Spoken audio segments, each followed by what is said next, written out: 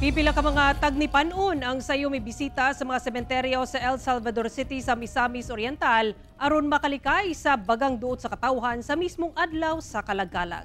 Samtang Safety and Security Cluster nga magbantay sa mga sementeryo sa Iligan City, gipakatag na sab. Ang detalye sa report ni James Paulo Yap.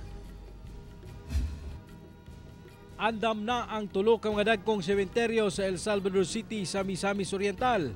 Gani nakadeploy na ang mga personahe sa kapulisan ug medical team nga gikan sa syudad o sa BFP. Mas istrikto ang ilang pagbantay sa mga musulod sa sementeryo aron dili makalusot ang ginabawal nga butang ug dili mahimong tinubdan sa kasamok.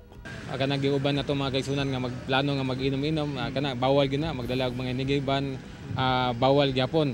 Ug sa mga atong mga kaigsunan usab nga kini nga ilang balay kinahanglan nga naitaw ilang balay kay usay mani sa cemetery nito walay mabilin sa balay nya dili masaradan nya prone po na sa mga akyat bahay. Wala sab kunoy gitugutan nga mag-overnight sa tanang sementeryo sa syudad, pribado man o pampubliko. Nagpatuman sab kuno sila og one entrance one exit policy. Apan karon pa lang pipila ka mga tagnipan una ang mibisita sa Our Lady of Snow Cemetery sa syudad.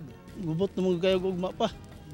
Na hasol po layo na ba kayo ang diha mga sakyanan ibilin. Hindi na makasulod na karon gani wala gani nakasulod ta.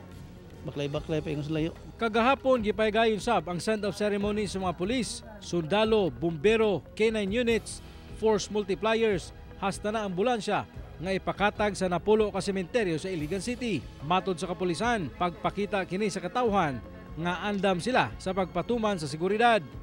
Gawas ni ini, nakamontar sab ang mga bagong CCTV cameras palibot sa syudad. Ipakita na ito na ang forces no, sa atong katawhan that we are ready and prepared for the activity.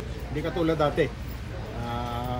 Ang investigators natin, they find it a little hard na mag-imbestiga because of adversarial statements of the parties.